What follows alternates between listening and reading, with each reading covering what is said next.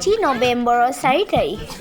আমি যাত্ৰা কৰিবলৈ ওলাইছোঁ চৰাইদেউ জিলাত অনুষ্ঠিত হোৱা কেন্দ্ৰীয় শিশু যুৱ আই মাতৃ সমাৰোহলৈ। এয়া আমি যাত্ৰাৰ বাবে নিজ লাগেজসমূহ গাড়ীত উঠাই গাড়ীত বহিবলৈ ল'লোঁ। ঠিক 8:30 বজাত গুৰুজনাৰ মংগল ধ্বনিৰে আমাৰ গাড়ী আগবাঢ়িল। গাড়ীত বহি সকলোৱে নিজ মনৰ ভাৱবিলাক বিলাই দি গাড়ীৰ গতিবেগ দুগুণে বঢ়াই দিলে। ৰ'ব, আমাৰ গোলাঘাট জিলা শাখাৰ ফালৰ পৰা প্ৰথম স্থানপ্ৰাপ্ত 4টা দলে অংশগ্ৰহণ কৰিবলৈ। যাত্ৰাৰ পথত গাড়ীৰ গতিবেগ যিমানেই বাঢ়িছে, আমাৰ বন্ধু-বান্ধৱীসকলৰ উল্লাস দুগুণেই বাঢ়িছে। এয়া আমাৰ গাড়ীৰ ভিতৰৰ পৰিৱেশ।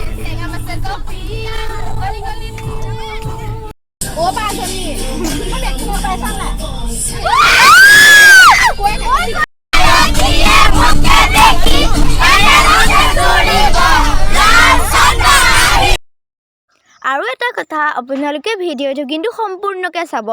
আৰু যদি আপোনালোকে এই ভিডিঅ'টো চাই ভাল পাইছে তেনেহ'লে লাইক কৰিব, কমেণ্ট কৰিব, শ্বেয়াৰ কৰিব আৰু ছাবস্ক্ৰাইব কৰিবলৈ নাপাহৰিব। কাষত থকা বেল আইকনটো প্ৰেছ কৰি দিব, তেতিয়াহে এনেধৰণৰ ভিডিঅ'বোৰ চাই থাকিব পাৰিব। এতিয়া ভিডিঅ'টো এনজয় কৰক। ঠিক 2:30 বজাত আমি সেই সমাৰোহস্থলী পালোঁ। সমাৰোহৰ সেৱা বাহিনীয়ে আমাক থকাৰ সুব্যৱস্থা কৰি দিলে।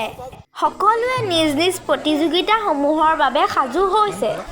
এয়া আমাৰ ঝুমুৰা নৃত্যৰ বাবে সাজু হৈছে।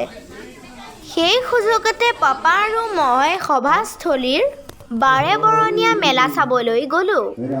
হৰিনামৰ ধ্বনিৰে সভাস্থলী মুখৰিত কৰিছে।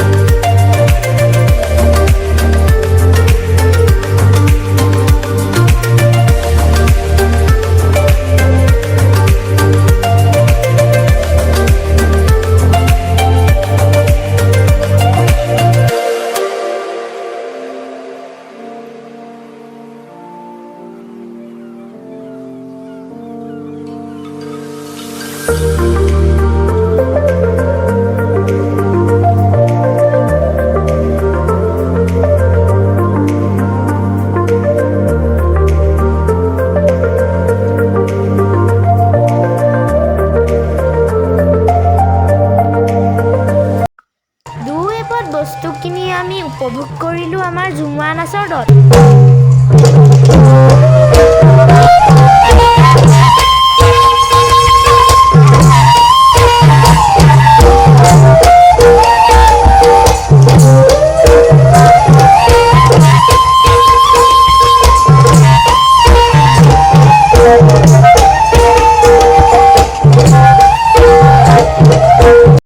তাৰপাছত এয়া আমাৰ গোপী নৃত্যৰ দল।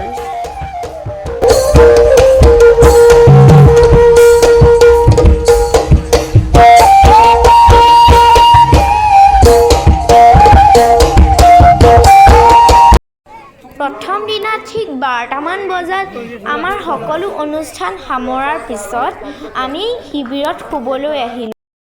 তাৰ পিছৰ দিনা অৰ্থাৎ নৱেম্বৰৰ 5 তাৰিখ 10 বজাত শোভাযাত্ৰাত অংশগ্ৰহণ কৰি মোৰ গায়িকা দলৰ প্ৰতিযোগিতালৈ আগবাঢ়ি গ'লোঁ।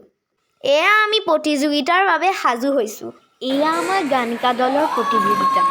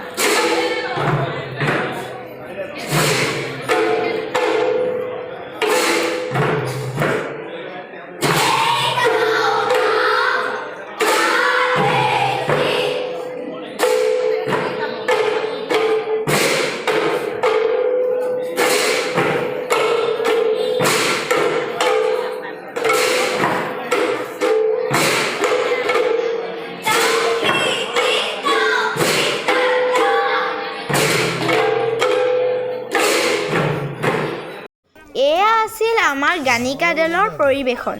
গুৰুজনাৰ দেৱবাদ্য পৰিৱেশন কৰি দ্বিতীয় বৈকুণ্ঠ পুৰী ঠিক 4টামান বজাত আমাৰ যাত্ৰা ঘৰমুৱা হ'ল।